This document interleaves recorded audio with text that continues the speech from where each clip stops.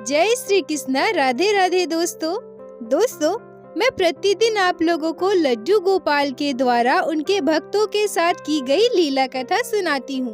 पर आज मैं आप लोगों को एक नास्तिक जिनको भगवान पर बिल्कुल भी भरोसा नहीं था और लड्डू गोपाल के बीच की लीला कथा सुनाऊंगी, जिसे सुनकर आपकी भक्ति और आपका विश्वास हमारे लड्डू गोपाल के ऊपर कई गुना बढ़ जाएगा। और वैसे भी समय समय पर हमारी भक्ति में बढ़ोतरी होनी ही चाहिए। आज की यह लीला कथा बहुत वर्षों पुरानी है। एक गांव में एक बुजुर्ग दंपति बूढ़े बाबा और बूढ़ी मैया रहा करती थी। उनका कोई भी संतान नहीं था। गरीब होने की वजह से सारे नाते रिश्तेदार भी उनसे रिश्ता तोड़ दिए थे। सब यही सोचते थे कि बूढ़े हैं, गरीब हैं, कल को अगर इनको कुछ हो गया तो इनकी जिम्मेदारी कौन लेगा, और अगर हम इनसे रिश्ता रखेंगे, इनके घर आना जाना करेंगे, तो कल अगर इन्हें कोई विपत्ति आन पड़ती है तो सभी लोग हम पर ही उंगलियां उठाएंगे कि हम मुसीबत के समय पर इनकी मदद क्यों नहीं कर रहे हैं। इससे अच्छा है इनसे कोई रिश्ता ही ना रखे। उस बुजुर्ग दंपति का बस एक ही सहारा था, और वो है हमारे लड्डू गोपाल। बूढ़े बाबा की उम्र काफी हो चुकी थी। वो गांव के चौराहे पर एक छोटी सी चाय की टपरी लगाते थे। उसी से उन्हें जो 2-4 पैसे की आमदनी होती थी, उनका, उनकी पत्नी का और उनके लड्डू गोपाल का गुजारा चलता था। बुढ़िया माई बहुत ही सीधी सादी महिला थी। दुनियादारी से दूर बस अपने गोविंद में मगन रहती थी। बूढ़े बाबा जी के काम पर चले जाने के बाद बूढ़ी मैया लड्डू गोपाल को स्नान करवाती थी, उनका सुंदर सा श्रृंगार करती थी, लड्डू गोपाल को अपने हाथों से बने हुए भोजन का भोग लगाती थी। उनके पड़ोस में एक दंपति महेंद्र लाल और उनकी पत्नी यमुना देवी रहती थी। उनके 2 संतान थे। बूढ़ी अम्मा के आंगन में एक बड़ा सा अमरूद का पेड़ था, जिसको तोड़ने के लिए, खाने के लिए महेंद्र लाल और यमुना देवी के दोनों बच्चे आ जाया करते थे। वैसे भी बूढ़ी अम्मा बहुत दयालु थी। वो कभी भी बच्चों को मना नहीं करती थी। इसके अलावा उनके लड्डू गोपाल का जो भी भोग होता था, जो भी प्रसाद होता था, वो उन बच्चों को बुलाकर दिया करती थी। इसी लालच में बच्चे भी उनके घर आते थे।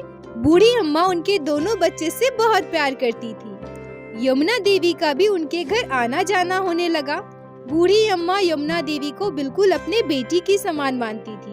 बूढ़ी अम्मा तीज त्योहार में जो भी अच्छा खाना बनाती थी, यमुना देवी को बुलाकर जरूर देती थी। बूढ़े बाबा और बूढ़ी अम्मा भले ही गरीब थे, लेकिन जब भी यमुना देवी उनके घर कुछ भी मांगने जाती थी, अगर उनके पास होता था तो वो उसे जरूर दे दिया करते थे। इसी लालच में यमुना देवी भी उनके घर आया जाया करती थी। एक बार बूढ़े बाबा और बूढ़ी माई माघी पूर्णिमा पर गंगा सागर गंगा स्नान करने जाने का निर्णय लेते हैं, जो कि उनके घर से काफी दूर था। क्योंकि उस समय आज की तरह आने जाने की इतनी सुविधा नहीं थी, इसीलिए उन्हें वहां जाकर वापस आने में लगभग 5 दिन लग ही जाते। बूढ़े बाबा और बूढ़ी अम्मा जहां भी जाते थे, अपने लड्डू गोपाल को अपने साथ ही लेकर जाते थे। लेकिन इस बार ठंड का भी पड़ रही थी। बूढ़ी अम्मा अपने लल्ला को बिल्कुल अपने पुत्र के समान मानती थी। वो सोचने लगी कि इतने ठंड में अपने छोटे से बच्चे को लेकर गंगा स्नान करने के लिए कैसे जा सकती हूँ, और अगर लड्डू गोपाल को घर पर छोड़कर जाती हूँ तो उनकी सेवा कौन करेगा। बुजुर्ग दंपति बहुत परेशान हो जाते हैं। उसी समय उनके घर पे यमुना देवी आती है। बूढ़े बाबा और बूढ़ी अम्मा को परेशान देखकर वो पूछती है, क्या हुआ अम्मा, आप परेशान क्यों हैं? अम्मा बोलती है कि क्या बोलूं बेटी, मैं और तुम्हारे बाबा गंगा स्नान करने जाने का सोच रहे हैं, लेकिन आजकल ठंड काफी बढ़ गई है। मैं छोटे से लल्ला को लेकर बाहर नहीं जा सकती, इसीलिए हम लोग परेशान हैं। लड्डू गोपाल को घर पर अकेला छोड़कर भी नहीं जा सकते हैं, हम कैसे जाएं? यमुना देवी मन ही मन सोचती है कि यह अच्छा मौका है बूढ़ी अम्मा की नजरों में और भी अच्छा बनने का। वैसे भी यह कौन सा बड़ा काम है। यमुना देवी उनसे कहती है कि अरे अम्मा, इसमें इतना सोचने वाली कौन सी बात है, आप परेशान क्यों हो रही है। आप लड्डू गोपाल को मुझे देकर जाओ ना, मैं उनकी सेवा कर लूंगी। बूढ़ी अम्मा और बूढ़े बाबा उनकी यह बात सुनकर खुश हो जाते हैं और अम्मा यमुना देवी से कहती है कि सच में तुम लड्डू गोपाल की सेवा करोगी, पर तुम्हारे तो 2 छोटे छोटे बच्चे हैं ना, तुम्हें कोई दिक्कत तो नहीं होगी। यमुना देवी कहती है कि नहीं नहीं अम्मा, मुझे कोई दिक्कत नहीं होगी, लड्डू गोपाल का अच्छे से ख्याल रख सकती हूँ। आप लोग बिल्कुल भी परेशान मत होइए और तीर्थ पर चले जाइए। बूढ़ी अम्मा खुशी खुशी जाने की तैयारी शुरू कर देती है। वो यमुना देवी को लड्डू गोपाल की सेवा से जुड़ी सारी नियम अच्छे से समझा देती है। बूढ़ी अम्मा यमुना देवी को एक विशेष बात भी बताती है कि ठंड का मौसम है, प्रतिदिन मेरे लड्डू गोपाल को हल्के गुनगुने पानी से स्नान जरूर करवाना। और बेटी, तुम्हारे घर पर तो गैया है ना, जो दूध भी देती है, अगर हो सके तो मेरे लल्ला को थोड़ा सा दूध का भोग लगा देना। यमुना देवी मन ही मन सोचती है कि ये बुढ़िया सठिया गई है क्या, मेरे पास कोई काम नहीं है जो मैं इनकी मूर्ति को गर्म पानी से स्नान करवाऊं, और यहाँ मैं अपने बच्चे को थोड़ा ज्यादा दूध नहीं देती ताकि मैं उसे बेचकर 2 पैसे कमा सकूं, और ये बुढ़िया बोल रही है कि इनके लड्डू गोपाल को दूध का भोग लगाऊं। ये तो सच में सठिया गई है, जो इस मूर्ति के लिए इतना प्रेम है इनके मन में। पर यमुना देवी बूढ़ी अम्मा से कुछ भी नहीं कहती और हर चीज में हामी भरती है और कहती है कि अब परेशान मत होइए अम्मा, मैं आपके लड्डू गोपाल की सेवा बहुत ही अच्छे से करूंगी। बूढ़ी अम्मा और बूढ़े बाबा अपने लड्डू गोपाल की जिम्मेदारी यशोदा देवी को सौंपकर गंगा सागर गंगा स्नान के लिए चले जाते हैं। दोस्तों, मैं लीला कथा के बीच में आप लोगों से एक बात शेयर करना चाहूंगी कि मेरे वीडियो के कमेंट में बहुत सारी बहनें ये कमेंट करती है कि दीदी, क्या सच में ऐसे नास्तिक लोग होते हैं जो भगवान के साथ, हमारे लड्डू गोपाल के साथ इस तरह का व्यवहार कर सके, इतना बुरा कर सके? तो मैं आप लोगों की जानकारी के लिए एक छोटा सा डेटा आप लोगों को बता देना चाहती हूँ, जिससे आप लोगों को इस बात को समझने में आसानी होगी। दुनिया भर में नास्तिकता पर कई वैश्विक अध्ययनों की समीक्षा के अनुसार पूरे दुनिया में 450 से 500 मिलियन सकारात्मक नास्तिक हैं, जो दुनिया की कुल आबादी का 7% है। तो दोस्तों, आप लोग यह समझ सकते हैं कि वो कौन से लोग होंगे जो हमारे लड्डू गोपाल के साथ इस तरह का व्यवहार करते हैं, और हमारे लड्डू गोपाल के साथ ही नहीं, वो किसी भी धर्म को नहीं मानते। आशा करती हूँ आप लोगों को आपके सवालों का जवाब मिल गया होगा। अब लीला कथा में वापस आते हैं। बूढ़े बाबा और मैया के जाने के बाद यमुना देवी लड्डू गोपाल को ले जाकर अपने घर में विराजित कर देती है, परंतु उस दिन से ही ना उन्होंने लड्डू गोपाल को कभी भी भोग लगाया, ना ही उन्हें स्नान कराया, ना ही उन्हें कभी भी सुलाया। लड्डू गोपाल को जैसे वो अपने घर लेकर गई थी, वैसे ही घर पर बिठाकर रख दिया। इतना ही नहीं, लड्डू गोपाल के साथ ऐसा दुर्व्यवहार किया गया, जब उनका 5 साल का बेटा किसी चीज के लिए जिद करता था, वो रोता था, तब वो लड्डू गोपाल को उतारकर उसे खेलने के लिए दे देती थी। वो छोटा सा बच्चा उसे लेकर कहीं भी चला जाता था, उसे किसी भी चीज के साथ, मिट्टी के साथ, कीचड़ के साथ, पैरों के साथ खेला करता था। ऐसे ही पूरे 4 दिन बीत गए। उस दिन यमुना देवी ने लड्डू गोपाल के साथ बहुत ही दिल दहलाने वाली घटना को अंजाम दिया। उनका 5 साल का बेटा जब खेलकर घर वापस आया, तो वो देखती है कि उनका बेटा कीचड़ मिट्टी में पूरी तरह से गंदा हो चुका है। वो अपने बेटे से कहती है कि चलो स्नान कर लो, देखो तुम कितने गंदे हो गए हो। उनका बेटा तो छोटा सा बच्चा था, वो स्नान करने के लिए मना करने लगा। तभी यमुना देवी जाकर लड्डू गोपाल को लेकर आती है और कहती है कि चलो बाबू, आज तुम्हें इस मूर्ति के साथ नहलाते हैं। यह कहकर यमुना देवी लड्डू गोपाल को बाल्टी के पानी में डुबोती थी और निकालती थी, फिर डुबोती थी, फिर निकालती थी। ऐसे ही बार बार करती रही, जिसे देखकर उनका बेटा बहुत खुश होने लगा। इसी क्रम में यमुना देवी लड्डू गोपाल को पानी में डुबोकर ही छोड़ देती है और अपने बेटे को स्नान करवा के घर के अंदर लेकर चली जाती है। उस दिन पूरे दिन और पूरी रात लड्डू गोपाल उसी पानी में डूबे हुए रहते हैं। अगले दिन 5वां दिन था। बूढ़ी अम्मा और बूढ़े बाबा के आने का दिन। यमुना देवी सोचती है कि आज तो अम्मा घर वापस आ रही है। आज लड्डू गोपाल को अच्छे से तैयार करके सिंहासन में बैठा देते हैं, ताकि बूढ़ी अम्मा को लगे कि मैं उनके लड्डू गोपाल की सेवा बहुत ही अच्छे से किया करती थी। वो जाकर लड्डू गोपाल को पानी की बाल्टी से निकालती है और अच्छे से तैयार करके सिंहासन पर बैठा देती है। बूढ़ी अम्मा वापस आकर जब देखती है तो बहुत खुश हो जाती है कि यमुना देवी ने उनके लड्डू गोपाल का बहुत ही अच्छे से ख्याल रखा। वो खुशी खुशी अपने लड्डू गोपाल को लेकर अपने घर चली जाती है और यमुना देवी के लिए उन्होंने जो भी प्रसाद लाया था, मिठाई लाई थी, वो यमुना देवी को दे देती है। वो कहते हैं ना दोस्तों, हम इंसान की नजरों को धोखा दे सकते हैं पर ठाकुर जी को नहीं। ठाकुर जी के साथ किए गए इतने बड़े पाप का फल तो उन्हें भुगतना ही था। और एक बात हमेशा याद रखिए कि माता पिता के कर्मों की सजा उनके बच्चों को भी भुगतनी पड़ती है, और यह 100% सत्य है। हमारे कर्मों का फल वो होता है, हमारे कर्मों का भोग वो होता है जहाँ हमें तकलीफ मिलती है।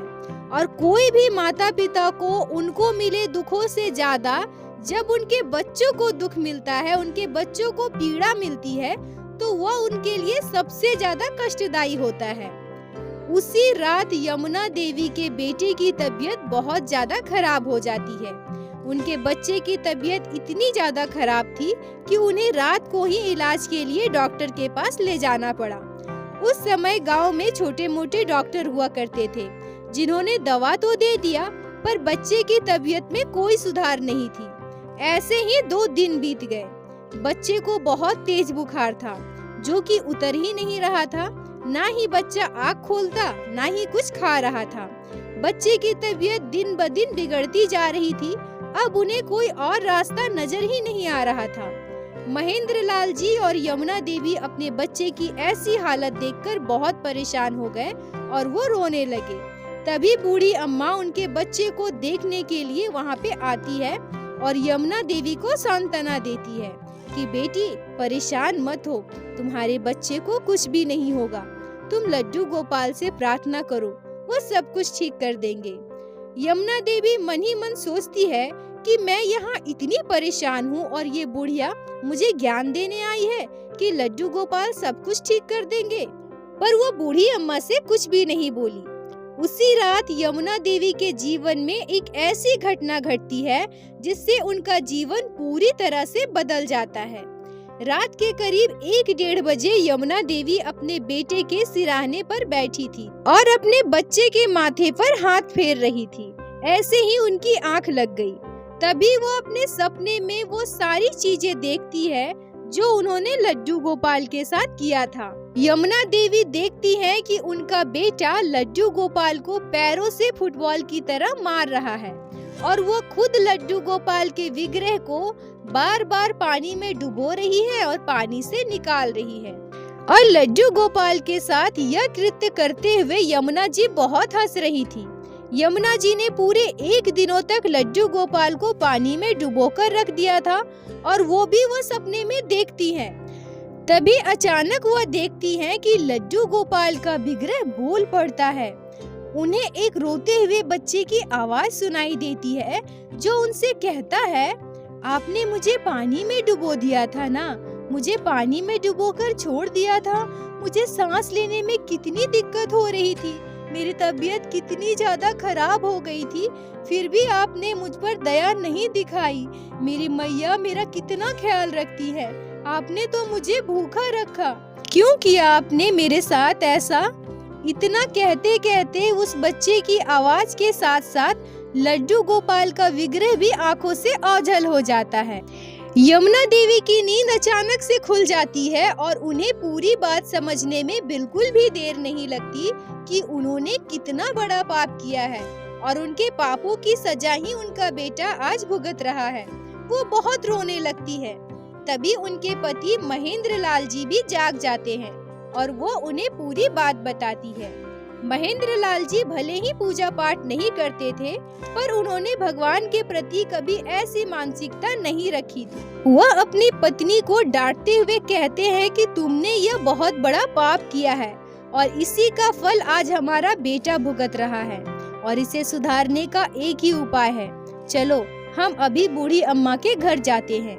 वो दोनों उसी समय अपने बेटे को लेकर बूढ़ी अम्मा के घर जाती है।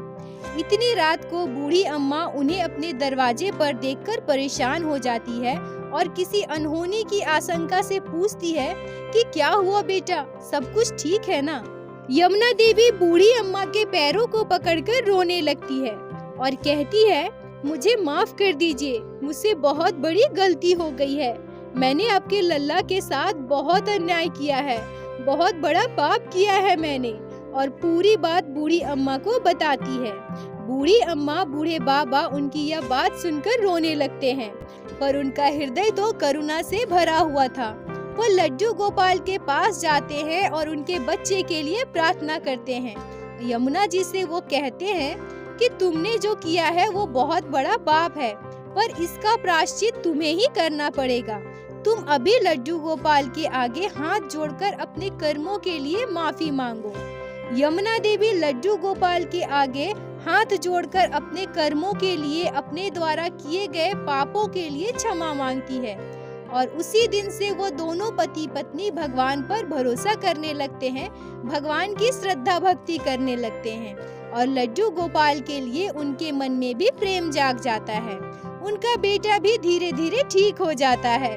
बोलो बाके बिहारी लाल की जय, लड्डू गोपाल की जय, जय जय श्री राधे। दोस्तों, कुछ भी करने से पहले हमें अपने कर्मों पर विचार अवश्य करना चाहिए कि हम जो भी कर्म कर रहे हैं उसका फल हमें ही भुगतना पड़ेगा, चाहे वो अच्छा हो या बुरा हो। अगर आप लोगों को आज की यह लीला कथा अच्छी लगी हो, आपके हृदय को स्पर्श की हो, तो कृपया वीडियो को लाइक करके अपने दोस्तों के साथ शेयर अवश्य करें, जिससे बाकी भक्त भी लड्डू गोपाल की इस अद्भुत लीला कथा को श्रवण कर सके। और हमारे चैनल को सब्सक्राइब करें, जिससे प्रतिदिन आप लोग हमारे चैनल पे श्री बाके बिहारी श्री लड्डू गोपाल की लीला कथा सुन सके। दोस्तों, यदि आपके जीवन में घटी हो कोई भी चमत्कारी घटना या लड्डू गोपाल ने कभी भी की हो कोई भी लीला जिसे आप हम सभी के साथ शेयर करना चाहते हैं, तो कृपया हमें इंस्टाग्राम पे मैसेज करें। हम आपसे कांटेक्ट करेंगे और आपकी उस लीला कथा को हमारे चैनल में बाकी सारे भक्तों के साथ शेयर अवश्य करेंगे। लड्डू गोपाल की कृपा आप पर और आपके पूरे परिवार पर बनी रहे। राधे राधे दोस्तों।